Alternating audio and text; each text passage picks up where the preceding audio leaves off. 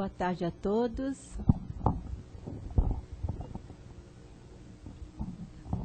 Sejam bem-vindos a esta casa que nos acolhe com tanto amor, tanto carinho, né? Dar alguns avisinhos, apesar que todo mundo aqui já é frequente, né? Já conhece muito bem a nossa casa, né? Então, as palestras, né, com passes, de segundas, terças e quintas, às 20h15, de quartas-feiras, às 14h, aos sábados, às 17h, domingo, às 10 da manhã, e temos também a evangelização infantil. Né? Agora vamos aos trabalhos sociais, né? Então, nós temos a entrega das cestas básicas, são 60 cestas, né? Atendendo aproximadamente a 300 pessoas. Temos também o lanche, que é distribuído para os carentes, as pessoas carentes, aqui nas redondezas da casa, aqui em Santana, né? Fala um pouquinho da viagem. E não se esquecendo também que agora nós teremos uma viagem para Araxá, né?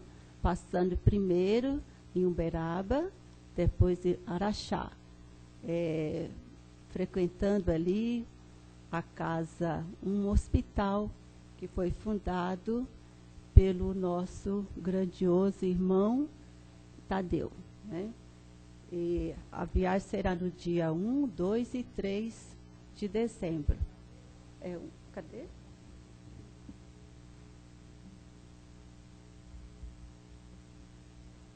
Desculpem, aqui foi mudado aí, né? É nos dias 3, 4 e 5 de dezembro. Então, essa viagem, como eu já falei, viagem a Araxá. E cada um, então, tiver interessado, que faça, então, a sua reserva, né? É uma viagem muito gratificante. O passe, né, o abraço lá do nosso querido irmão, é como se fosse uma coisa divina, como se restaurasse dentro de nós toda aquela energia que cada um vem fortalecido para as suas casas, né? Então, quem estiver interessado, então pode procurar a Cristina ou a Sandra, né? A Cristina nas segundas e terças, né? Segunda, quarta e acho que quase todos os dias, né, Cristina? E a Sandra também, nas quartas-feiras, né? Então, neste momento, vamos relaxando o nosso corpo físico, elevando o nosso pensamento a Deus, nosso Pai, e a Jesus, nosso Mestre, nosso Guia, e os seus benfeitores de luz, que aqui há muito estiveram preparando esse ambiente com muito amor e muita paz para nos receber. Agradecemos, ó Pai, por essa oportunidade de estarmos todos aqui para aprendermos a luz do Evangelho, dos seus ensinamentos, que possamos assim fortalecer, acalmar o nosso coração, receber esse bálsamo, esse alívio que fortalece a nossa jornada. Que o Senhor nos abençoe, nos ilumine e nos inspire, para que assim, de coração aberto, nesse alívio, possamos refazer as nossas energias. Que assim seja, graças a Deus.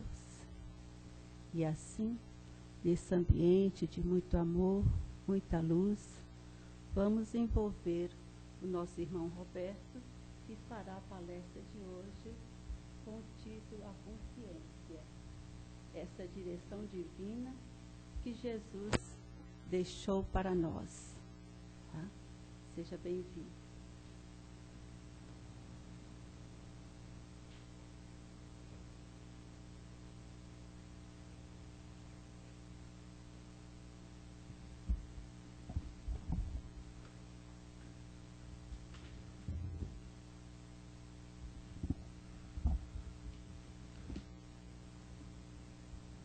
Boa tarde a todos, estejamos todos na paz de Deus. Hoje, como a companheira já nos apresentou aqui, nós vamos falar do tema a consciência.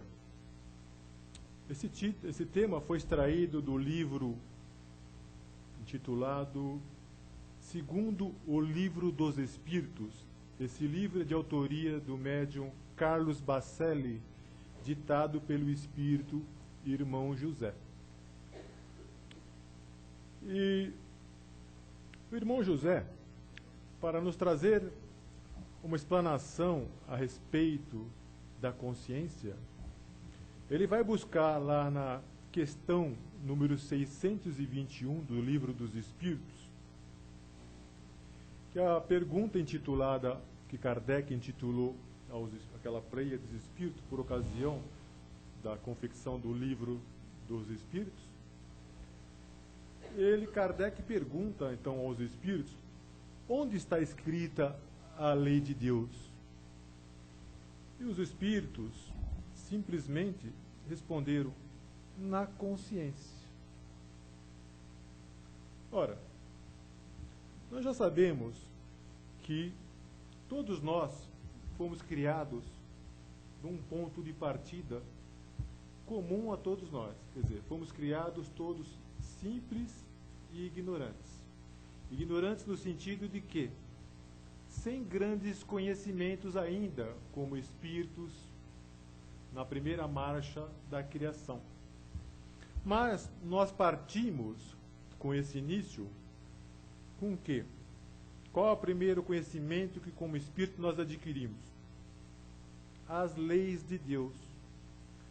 Todas as leis de Deus, a partir da nossa criação como individualidade espiritual, nós já partimos com esse conhecimento. A partir daí, então, cada espírito terá que trilhar o seu caminho evolutivo. Porque há uma pergunta, eu não recordo agora aqui no Livro dos Espíritos, que Kardec também pergunta aos espíritos, mas por que Deus já não faz os espíritos com todos os conhecimentos? Então o que os espíritos respondem? Se Deus te criasse todos os espíritos já com todos os conhecimentos possíveis e imaginários, o que nós seríamos? Nós seríamos iguais a máquinas. Uma máquina que está programada, como o computador lá, que você liga, está programado, aperta os botões, ele funciona, faz só aquilo. Se não tiver programado fora daquilo que está, ele não executa nada. Se você deixar o computador parado, ele é uma máquina burra, não faz nada. Você liga na tomada, ele não processa nada. Mas se você tiver os conhecimentos de apertar os botões, de manipular todos aqueles programas, ele executa aquilo. Então, nós seríamos como isso também, uma máquina, que só funcionaríamos de acordo com o que estivesse programado. Então, o espírito precisa o quê? Para evoluir, ele precisa caminhar sozinho. Ele precisa ter experiências múltiplas. E o que acontece? Onde nós conseguimos essas experiências? Através do quê? Das múltiplas encarnações, sucessivas encarnações. Porque cada encarnação parece um tempo muito grande para nós, 80, 90 anos, 100 anos, sei lá. Cada um deve viver um período, que nós não sabemos qual é o período de cada um. Mas é um período muito curto para grandes aprendizados. Então, esses aprendizados, eles vêm o quê? Por etapas. Por etapas. Cada vivência que nós temos, nós vamos adquirindo conhecimentos e vamos conhecendo as coisas. Nessa interação uns com os outros, nós vamos aprendendo, olhando, vamos exercitando, e nós vamos aprendendo paulatinamente tudo isso e vamos, pouco a pouco, evoluindo. Tá? Não dá para fazer uma evolução total, sermos completistas numa encarnação apenas. Nós precisamos de muitas encarnações, precisamos de várias vivências, cada ela no seu qual, no seu tempo, no seu modo, no seu estado, para que nós tenhamos muitas experiências, exercitando numa profissão, outro em outra, com determinadas pessoas, com determinadas posições, invertendo essas posições para que se regulem o que não está certo, o que está correto. Uma hora a gente vem com o pai, do pai acaba vindo com o filho vindo com o avô. Trocam todos, o homem nasce como mulher, na próxima encarnação pode vir. Precisa toda essa miscelância, tudo isso interagindo, para o quê? Para que todas essas nossas experiências nos dê uma consciência total de tudo, para que a gente vai aprendendo paulatinamente, aí conseguimos então alcançar os patamares evolutivos de cada um. Quando nós falamos dessa evolução, isso não ocorreu de uma forma simples como a gente pensa. Há milhões de anos, essa evolução vem ocorrendo para que o homem chegasse na condição que ele está no momento. Essa evolução maior ocorreu aonde? Nesse órgão central que nós temos na cabeça, chamado cérebro. Esse cérebro, ele vem, nesses milhares de anos, se desenvolvendo paulatinamente, gradativamente, de acordo com as necessidades, de acordo com as civilizações, para que a gente conseguisse todo esse processo evolutivo. Então, esse lobo frontal que nós temos aqui, ele não é como é hoje aqui, nós temos essa fronte aqui quase reta. Antigamente nós tínhamos isso mais para um lado mais animalesco, mais formado como outros animais do passado, mais chatado, né? Isso foi desenvolvendo aos poucos. Então essa parte frontal, ela influencia o que no homem? Ela influencia o que? O pensamento, a parte da linguagem, a determinação, a ação, a atenção. Então regula tudo isso nessa parte frontal do cérebro. Nós temos também os lobos occipitais, quer dizer, a parte inferior do cérebro, onde que regula o quê? Esses estímulos visuais. Isso também, nos milhares de anos, foi desenvolvendo, o homem foi se aperfeiçoando com isso, regulando, processando a visão da cor, os movimentos de profundidade, distância. Antigamente nós éramos só instinto, né? Não tínhamos muito essa noção. Com o passar do tempo, foi tudo se organizando, né? Esses lobos temporais, que são acima das orelhas, né? Tem a função de quê? Dos estímulos auditivos, reconhecer o que se ouve, serve para isso, né? Os lobos parietais, na parte superior do cérebro, possibilita a recepção das sensações, como o tato, a dor, a temperatura do nosso corpo. Nós passamos a sentir frio, a se proteger do frio, do calor, dessa coisa toda, a ter medo do fogo. Então tudo isso o homem foi se aperfeiçoando com o tempo.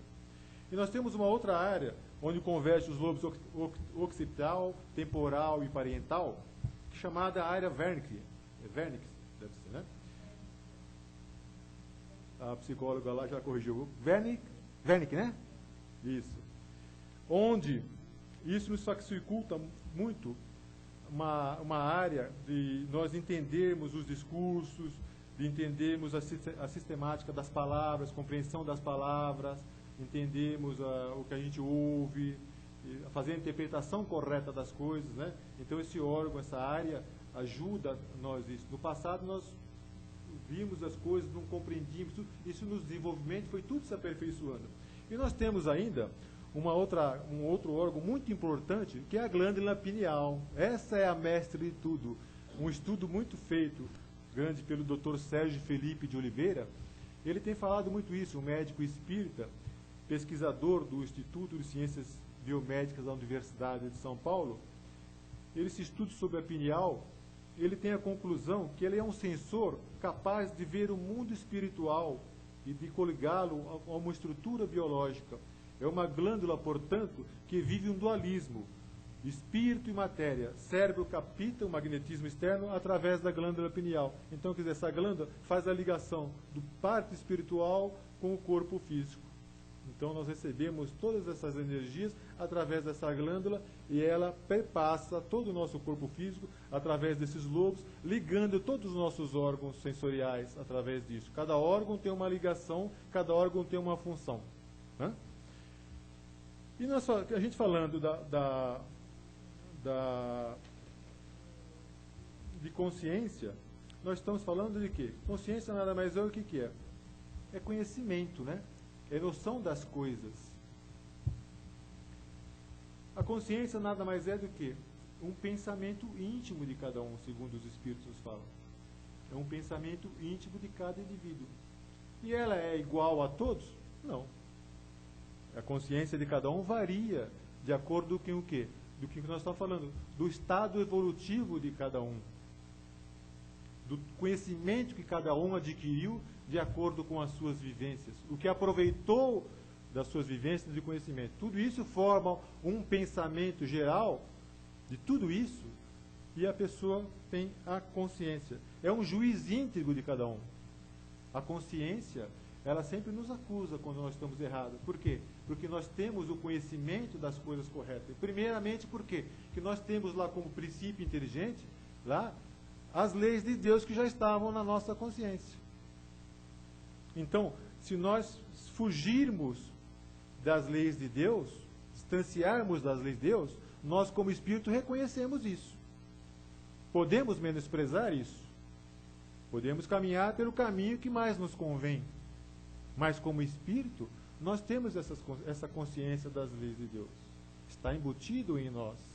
Em nós, então, temos que automaticamente nos centralizar nisso. Né? Isso quer dizer, nós queremos ou não, essa consciência, esse juiz, eles nos acusa, nos adverte, nos auxilia. Isso é inerente, quer dizer, não é porque a gente quer esquecer, eu vou esquecer isso e não vou lembrar mais disso. Não, a consciência está sempre nos alertando e nos mostrando o lado correto das coisas. Ninguém consegue fugir do estado de consciência. Nós podemos fingir que não estamos conscientes, mas nós temos consciência das coisas. Emmanuel, aqui no livro que é intitulado mesmo Emmanuel, Psicografia de Francisco Cândido Xavier, ele diz aqui que a consciência é a centelha de luz divina que faz nascer em cada individualidade a ideia da verdade. Olha só, a ideia da verdade, relativamente aos problemas espirituais, fazendo-nos sentir a realidade positiva da vida imortal, atributo de todos os seres da criação. Nós temos noção no nosso íntimo que nós não somos daqui na realidade, que a nossa pátria é a pátria espiritual. Por quê? Cada um de nós não está aqui pela primeira vez como vivência espiritual, como jornada terrena. Nós já, como falei, nós temos várias vivências como espíritos terrenos. Mas o que acontece? Quando nós entramos no vaso físico, nós temos o esquecimento do passado que nos ajuda no processo evolutivo. Porque se assim não fosse, como é que nós íamos poder caminhar se nós tivermos conhecimento que nós não fomos no passado pessoas tão corretas como nós somos hoje ou pretendemos ser no futuro? Se o nosso passado foi muito obscuro, nós teríamos dificuldades de caminhar no presente. Então, esse esquecimento do passado nos facilita muito, porque nós começamos num estado de aprendizado, tendo a consciência de tudo aquilo que já passou, nós temos, mas nos dá a oportunidade de recomeçarmos, de tentarmos fazer o melhor hoje e cada vez fazer melhor. Se assim não fosse, nós teríamos dificuldade realmente de caminhar. Nós podemos, um exemplo que me ocorreu agora, seria de um pássaro, por exemplo. Nós, como se fôssemos um pássaro, estivéssemos voando pelo universo, pelo planeta aí, nós teríamos como espírito uma visão muito ampla de tudo. Porque nós estamos de cima, nós estamos vendo tudo, localizando tudo, tendo ciência de tudo. Assim somos nós como espírito, como individualidade. Quando nós encarnamos lá no alto, na nossa parte espiritual, nós não estamos presos a esse corpo físico, nós temos o quê? Uma visão mais aberta de tudo, da nossa realidade, do que nós fizemos, do que nós não fizemos, que deixamos de fazer. Mas quando a gente vem aqui para a vida terrena, o que acontece? É como se fosse um pássaro que caísse aqui na Terra, que tivesse um problema com as asas e não conseguisse mais voar. E aí o que acontece com o pássaro? Ele só consegue ver o quê? O que está na sua frente. Mas se ele cair no meio de dois prédios, então o que ele vai ver? Nada, né? Só paredes, né? Assim somos nós. Muitas vezes nós caminhamos com essa viseira só. Nós só enxergamos o que está na nossa frente. Nós não utilizamos todos esses conhecimentos espirituais que nós temos, toda essa consciência que nós temos já adquirida, para nos auxiliar no dia a dia. Nós ficamos o quê? Presos só ao momento. Presos só à correria do dia a dia. Trabalho para casa, da casa trabalho, da escola trabalho, trabalho para casa, da casa. Ficamos nesse zigue-zague para lá e para cá, presos a isso. Nós não enxergamos isso. Muitas vezes nós encontramos dificuldade para a meditação, para nós religarmos com o Criador. Nós encontramos dificuldade de acessar a nossa própria consciência, onde estão armazenados todos esses conhecimentos, onde elas podem nos ajudar, onde nós podemos fazer aquela reflexão íntima do dia a dia, como nos ensinou lá Santo Agostinho. Nós podemos fazer essa reflexão toda no final do dia ou ao amanhecer, do que nós fizemos hoje, do que nós deixamos de fazer, de procurarmos o auxílio divino para isso. Os benfeitores espirituais, eles estão sempre para nos ajudar. Estão sempre ao nosso lado. Se nós não utilizarmos de modo correto a nossa consciência, eles estão sempre ali nos cutucando, nos relembrando. Olha, não é bem assim. Olha, procura aquele caminho. Estamos lembrando. Através do sono físico mesmo, quantas instruções que cada um de nós recebemos durante o sono físico. Quantas vezes nós dormimos com um determinado problema gravíssimo, não temos solução, à noite vamos deitar, fazemos uma prece, e no dia seguinte, nós acordamos com a solução praticamente quase pronta, puxa vida, eu não pensei nisso. Puxa vida, eu podia ter olhado aquilo. Quantas vezes nós encontramos dificuldades e acordamos com aquilo praticamente resolvido? À noite nós exercitamos muito também a nossa consciência. Às vezes no dia a dia, nessa tribulação toda, nós passamos entorpecidos. Não passamos a refletir, não pensamos, não apuramos nossos pensamentos, não nos ligamos à nossa essência, não procuramos dentro de nós o que fazer. Por que isso? O que eu vou aprender com isso? Para que isso? Nós simplesmente queremos resolver isso no momento. E às vezes a solução não está no momento. Nem às vezes vai dar para resolver. O importante muitas vezes é a lição que aquilo nos traz. É o exemplo que aquilo nos traz. Se nós tivermos êxito de resolver e não, isso pouco importa em certos casos. Mas o aprendizado que fica é muito grande. Às vezes o aprendizado ele é mais importante do que a solução do devido problema. E nós estamos muitas vezes preocupados mais com a solução do problema, não avaliando o que aquilo nos traz de bom. Por quê? Porque o bom para nós é só para nós. O bem é só para mim. Eu quero tudo para mim de bom. Eu esqueço do meu próximo.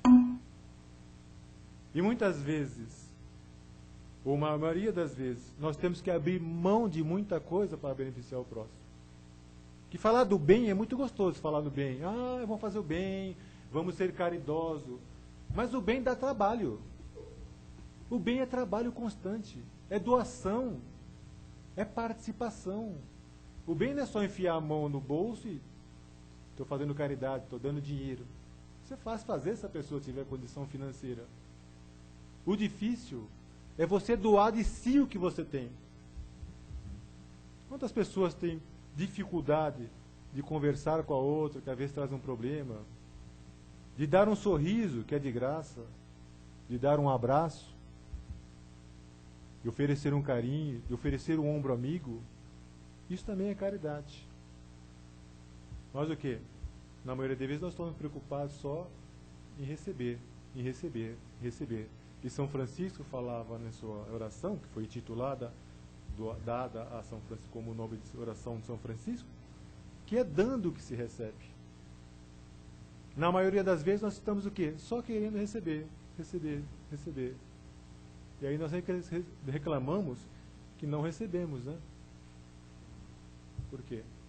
Porque nós não estamos dispostos a nos doar. Podemos reparar que quando nós estamos dispostos a fazer o bem, as coisas começam a fluir muito melhor para nós. Porque quem se aproxima de perto de nós? São os chamados espíritos obsessores? Não. Quem se aproxima de nós são os benfeitores que também se usam de nós como instrumento para auxiliá-los no bem. Então, quanto mais bem nós fizermos, mais bem nós receberemos. Por quê?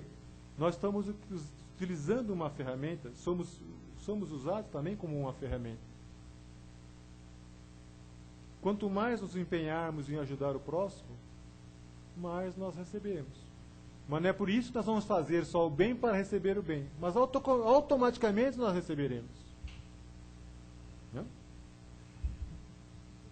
Como o tempo já está um pouco escasso, vamos ver aqui, agora, o que o irmão José nos falou através do Bacelli a respeito da consciência. Rapidinho, não vou cansar muito vocês. Não. A consciência, por assim dizer, é a presença do Criador na criatura. O drama evolutivo do espírito é unicamente uma luta para harmonizar-se com a consciência. Nada do que o homem precisa saber se encontra fora de si. A voz da consciência se acentua com o grau de lucidez alcançada pelo espírito. Nos espíritos de evolução primária, o instinto sobrepõe-se à inteligência, impede que a voz da consciência seja perceptível. Contrariar os alvitres da consciência é opor-se às leis de Deus, o que de maneira aparente tentam ludibriar a sua consciência, agem movidos pela insanidade. Não se pode dizer que estejam mentalmente sãos. A culpa e o remorso são consciências de atitudes em desacordo com a consciência. Os problemas de ordem psicológica, os mais diversos, são originários de conflitos com a consciência. As suas causas determinantes são de origem espiritual. Ninguém está de bem com a vida sem estar de bem consigo mesmo, o que naturalmente implica estar de bem com o próximo. Raros são os que se predispõem a ouvir o que a consciência lhe diz, porque sabem que dela não receberão aval do seu modo de vida. É impossível fugir à consciência e aproximar-se de Deus. O espaço ocupado pela consciência no homem é muito maior do que todos os implementos constitutivos do seu corpo e de sua alma. O fanatismo religioso entorpece a consciência. Em essência, o espírito é só consciência, e ele está lá, o tempo todo, à espera de si mesmo. A perfeição se almeja, é o império absoluto da consciência. As inspirações de ordem superior têm a consciência como a fonte. Se os homens procurassem pautar-se pela consciência, o mundo bem depressa se transformaria. Todos os interesses imediatos que o homem costuma priorizar conflitam-se com interesses da consciência. Na parábola do filho pródigo, contada por Jesus, a volta do filho à casa paterna acontece após ele ter caído em si, ou seja, tomado consciência dos seus erros. Cair em si é deixar que o eu prevaleça sobre o ego, que o divino sobrepuja em nós a nossa própria condição humana. Enfim, cair em si é despertar da hipnose que nos é imposta pela imperfeição, partindo as correntes da ilusão que nos mantém cativos à masmorra da ignorância. Quando ele fala aqui na parábola do filho pródigo,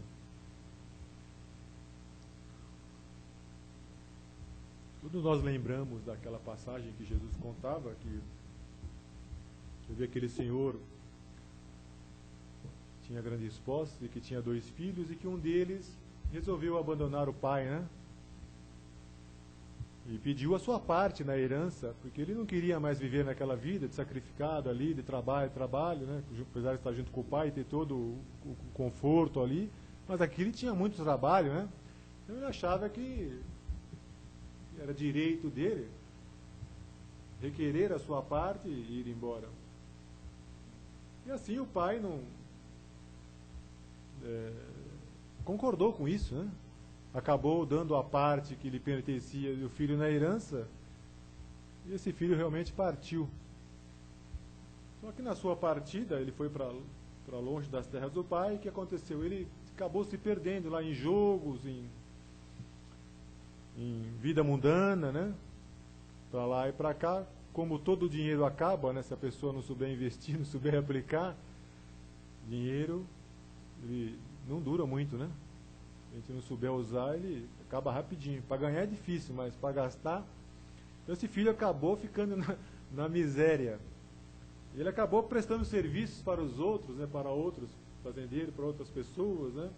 Mas como empregado, aquela pessoa que lhe dava o emprego não lhe dava aquelas condições do pai, né? E ele acabou ficando revoltado com isso e acabou praticamente se utilizando de uma alimentação muito ruim, considerada ele que a alimentação até que servia até para porcos, não era uma alimentação humana. E ele, com esse drama todo que ele passou, ele resolve voltar à casa do pai. E para surpresa do outro filho que tinha ficado com o pai continuando trabalhando, o que acontece com o pai? O pai recebe esse filho de braços abertos, manda fazer uma festa, pede lá que coloque um anel logo da família, né? As famílias tradicionais usavam aqueles anéis tradicionais de família, né? Para aquele filho, e manda matar lá o boi, fazer aquela festa toda para o filho, e cria uma revolta no outro filho, né? Porque o filho, puxa vida, eu que estou aqui, não larguei o senhor, né? Estou trabalhando aqui todo esse tempo, tudo, e esse que volta agora, nos deixou aqui, só dá uma festa, né? Então, o pai explica, né, que aquele filho, o outro filho, ele estava como se tivesse perdido e agora foi recuperado. Assim estamos nós também para Deus. Deus, por mais que nós possamos errar, nós temos sempre o caminho de volta, sempre aberto. E Deus sempre nos recebe com os braços abertos como os filhos, sem nos julgar. Só Deus pode nos julgar, mas Ele não nos julga. Por quê? Deus não se sente ofendido. Então Ele não nos julga, Ele nunca se ofende. Porque Ele compreende a nossa imperfeição. Ele compreende que nós estamos caminhando e que nós temos dificuldades. Nós também temos aprendizados, e muitos aprendizados. Mas nas dificuldades nós caímos muito. E Ele nos recolhe, nos abraça, como aquele pai que dá aquela festa. Então o que aconteceu? Despertou naquele filho a consciência de tudo aquilo que ele tinha, de tudo aquilo que ele fazia, por mais sacrificado que era bom. Ele tinha tudo junto com o pai. Então ele teve que passar por essa experiência fora, para o quê? para que ele valorizasse. Então ele caiu-lhe na consciência. E quantas vezes isso não ocorre conosco mesmo? Quantas vezes na ambição, nós que estamos com um emprego bom, queremos largar aquele emprego, já procurar um emprego melhor, e nós estamos pensando que não ganhar mais, cada vez mais, um salário melhor, e nós às vezes não paramos para pensar, e às vezes tomamos uma atitude errada, às vezes procuramos um emprego que nós vamos ver não era tão bom. Puxa vida, lá eu ganhava menos, e agora aqui eu estou ganhando mais, mas olha que ambiente ruim, que pessoas ruins que estão do meu lado. E a gente vai perceber que o dinheiro não era tudo.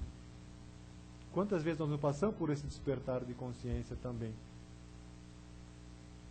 Quantas vezes muitos deixam o lar, o próprio lar, em busca de aventuras num lar melhor, numa felicidade maior, não valorizam o próprio lar dentro de casa, a esposa que tem, os filhos que tem, os parentes que tem, e partem por uma aventura fora do casamento, ou aventura, e depois, quando regressam, depois de um pouco tempo, vão perceber o quê? O mal foi pior. Quando consegue retomar, quando consegue se reconciliar, muito bem, ficam as marcas do passado, ficam as marcas. Mas aquilo serve de grande aprendizado. Quem consegue entender isso e assimila isso, consegue contornar tudo isso e dar a volta por cima. Mas há muitos que não conseguem fazer isso. Há uma ruptura no laço e criam grandes transtornos espirituais que serão resolvidos em outras encarnações, como nós falamos. Bom, só vou ler um trechinho que já passei do horário, né, como sempre. Aqui também é do Evangelho de Chico Xavier, ditado pelo Barcelli. E ele fala dessa consciência de remorso que eu estou falando agora. Então Chico falou nesse livro que foi escrito pelo Barcelli. Tudo passa, mas o remorso faz com que o tempo pare dentro da gente. O relógio não espera ninguém, mas a consciência culpada se recusa a avançar. Muitos espíritos, do ponto de vista mental, permanecem presos ao passado, enquanto não quitarem seus débitos que os prendem ao ontem. Não viverão o hoje plenamente e nem serão capazes de cogitar o seu próprio amanhã. São nossas atitudes que nos programam para a vida. Obrigado a todos.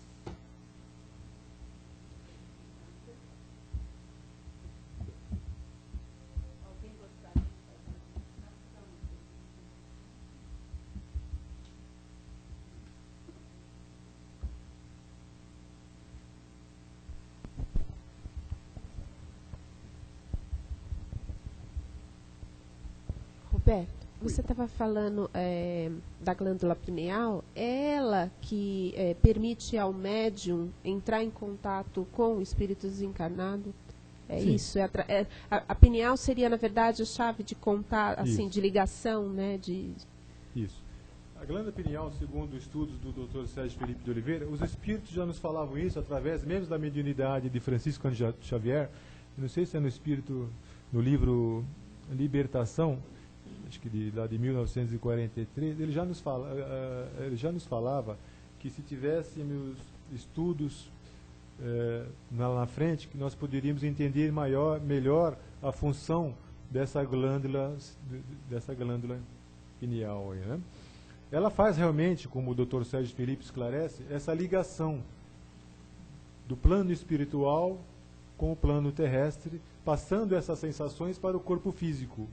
Tanto é que existem aqueles cristais, isso dá para perceber que se for colocado em ressonância, algum outro aparelho que eu não sei te falar, que eu não sou da área médica, em ressonância, tá? Dá para ver que nessa glândula, se for um médium que tiver muitas faculdades, né? Ela tem aqueles cristalzinhos todos, eles são muito maiores do que em outros, tem mais cristais do que outros, devido a esse poder de captação. Então essa glândula faz realmente a ligação ela filtra tudo, ela funciona como uma antena parabólica, né? Uma antena que filtra tudo isso como um canal através dessa glândula, e ela distribui tudo isso para aquelas zonas cerebrais, como nós falamos, do cérebro todo, né? E daí distribui para todos os órgãos sensoriais, todos do nosso corpo, do nosso organismo. Então ela faz essa ligação, funciona como uma antena. E vários espíritos costumam dizer, falam a mesma coisa, que a nossa mente realmente é como uma usina de força, a receber e transmitir as energias. Então, através dessa glândula pineal, que funciona como essa antena, que são captadas essas energias. Então, nossa mente funciona como essa usina. Nós não conseguimos parar de pensar. Vou falar para você, para de pensar no preto, nunca mais você vai pensar no preto. Automaticamente já levou o pensamento no preto, daí para frente você vai pensar cada vez mais no preto. Por que eu não posso pensar no preto? E você vai ficar imaginando aquilo tudo. Porque a mente, ela está sempre em movimento, é energia. Mente é energia. Então ela está sempre passando por nós tudo, e nós avaliando com a nossa consciência, todos esses pensamentos, tudo que passa na nossa mente é avaliado, nós partimos com conhecimento de tudo isso, que forma esse grau de consciência que nós temos. O grau de consciência, ele não é igual para todos. Jesus explicou muito bem naquela parábola dos talentos, por exemplo. Porque se Deus, por exemplo, é igual, ali naquela parábola que Jesus ensinou dos talentos, o Senhor ali, como Ele nos trata, poderíamos classificar como Deus, né? Para um Ele deu lá 5 talentos, para outro Ele deu 2, para um Ele deu 1. O que poderia ser esse exemplo? Cada talento representaria, então, o grau espiritual que cada espírito está. Um recebeu 5 porque era aquele grau de compreensão dele. Um recebeu 2 porque era aquele nível que ele estava. Um recebeu 1. O que aconteceu? Um recebeu 5, dobrou os 5. Tá bom demais. Devolveu ao senhor, tá ótimo. O outro recebeu 2, devolveu os 2 mais 2, 4. E o que fez? Enterrou o talento. Isso representava os níveis de compreensão de cada um. O nível evolutivo de cada um. E aí o que ele fala? Dai aquele que tem mais, tirar o talento desse e dai aquele que tem mais. Quem mais tem, mais será dado. E aquele que não tem, tudo será tirado. Por quê? Tirar o talento daquilo. Quando é nos tirado o talento, nós ficamos o quê? Sem condição. Qual o talento? O que é o talento? É a nossa forma de agir, de pensar, o nosso conhecimento adquirido. Se tirou o nosso talento, nós ficamos o quê? Zerados. Nós ficamos apavorados, não conseguimos fazer nada, não tem profissão nenhuma, não conseguimos nada, porque nós não temos nenhum talento mais. Tira. Porque aí nós vamos de sofrer, aí virá choro e ranger de dentes.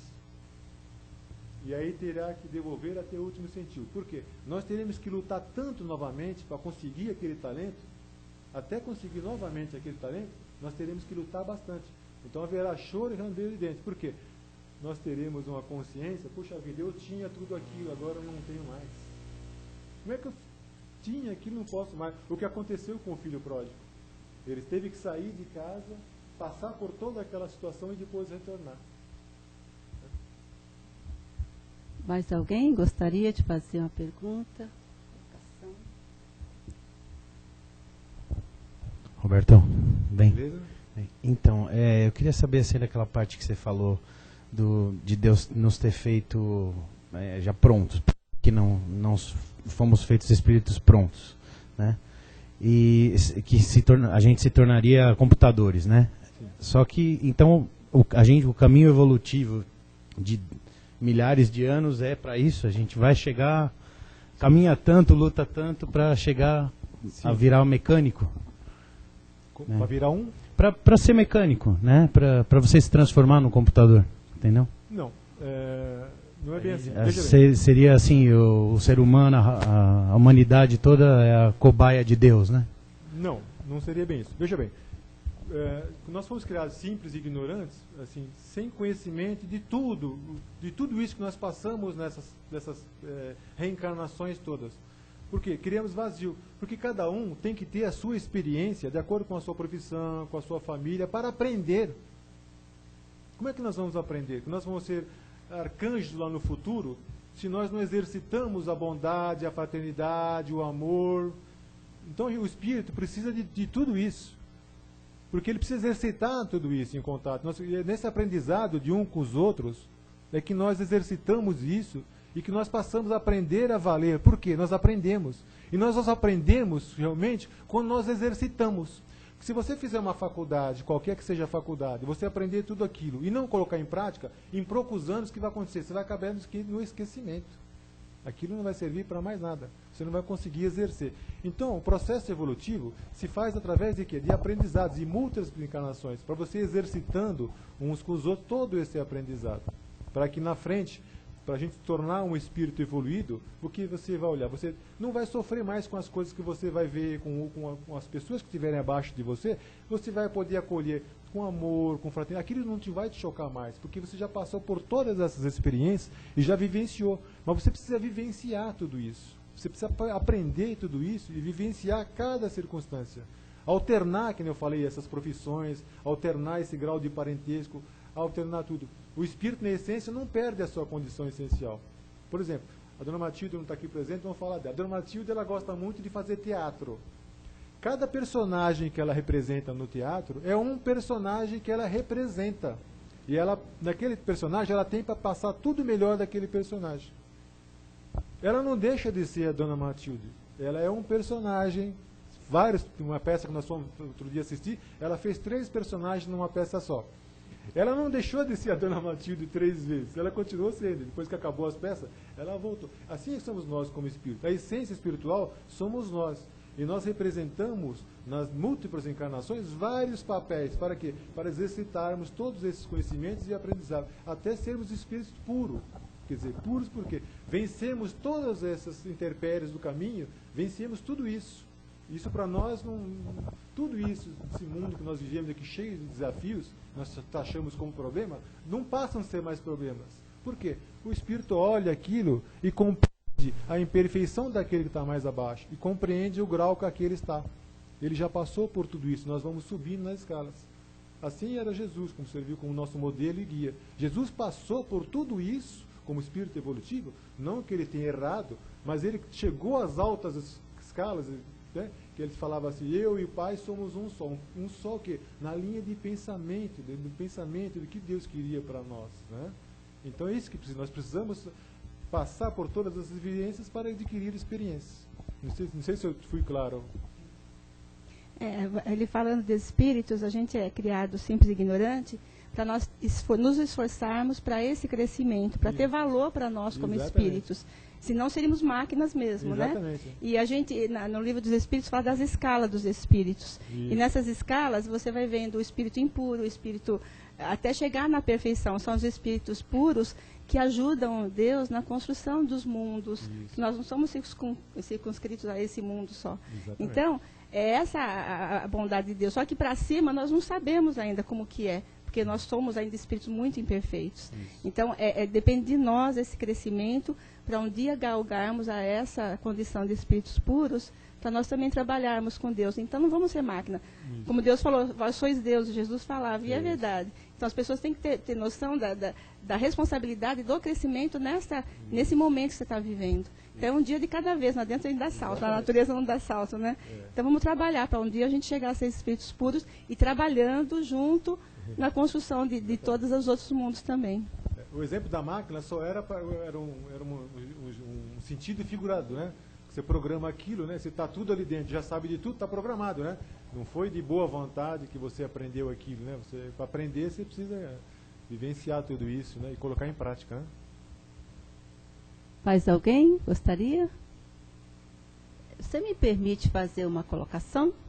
Pode falar. Bem rapidinho. Se eu souber responder. Olha, como você expôs aí, então, a lei de Deus está na nossa consciência, não é? Certo. E existe essa necessidade dela ser revelada. Você poderia explicar para nós? A necessidade dela ser revelada, na realidade, como está no livro dos Espíritos, é porque nessas vivências todas que nós tivemos, e indas e vindas, nós esquecemos das leis de Deus.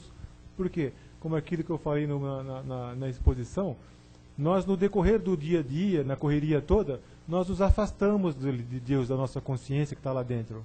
Então nós nos afastamos dela.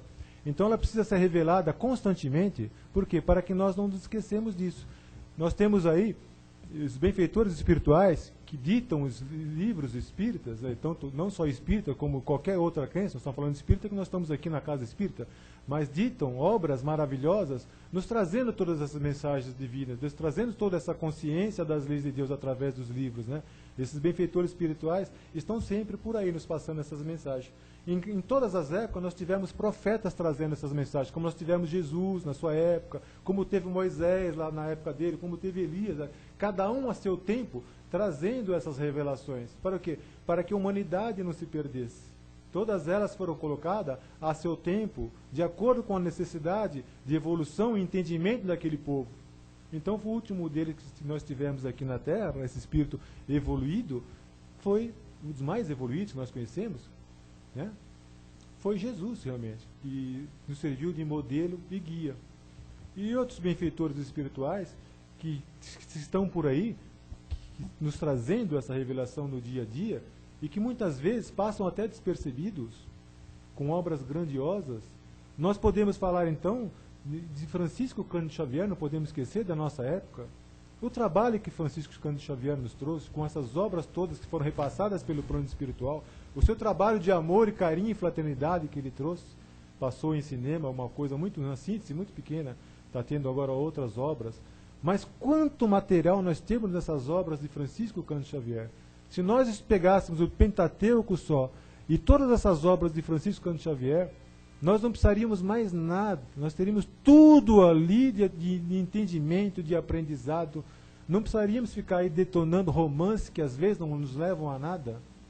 Nessas obras tem informações que a gente ainda não conseguiu ainda ter consciência delas todas, né? Muitas obras dessas a ciência está usando hoje como base, estudando e comparando com os livros que já foram passados. Então precisa que isso seja revelado a seu tempo, né? E precisa ser relembrado constantemente. Muito obrigada, Roberto. Então a justiça de Deus está dentro de nós, que é a nossa consciência, né? Então vamos trabalhar para o nosso Pai com retidão, né, e pureza de pensamento. É chegar a hora da nossa doação. Então vamos fechar os nossos olhos, levar mais uma vez o nosso pensamento a Deus, nosso Pai, e a Jesus, nosso Mestre, esses irmãos de luz aqui presentes. E assim, nesse ambiente de luz, refeitos na energia, vamos levar um pouco desse nosso amor para os nossos irmãos necessitados, para as crianças que se encontram nos orfanatos, para os presidiários, para os jovens vítimas dos vícios,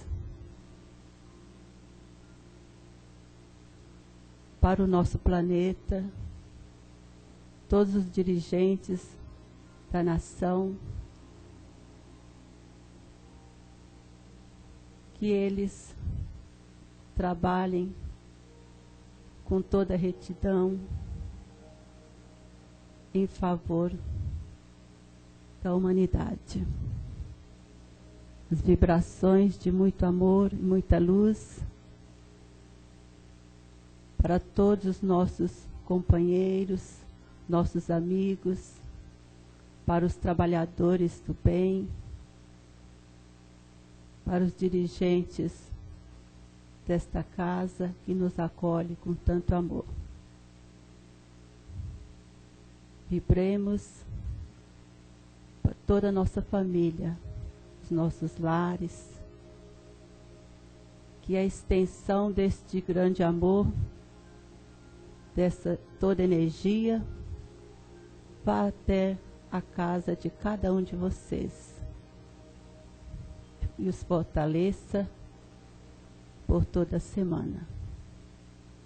Que Jesus os abençoe, os ilumine e os proteja. Que assim seja, graças a Deus.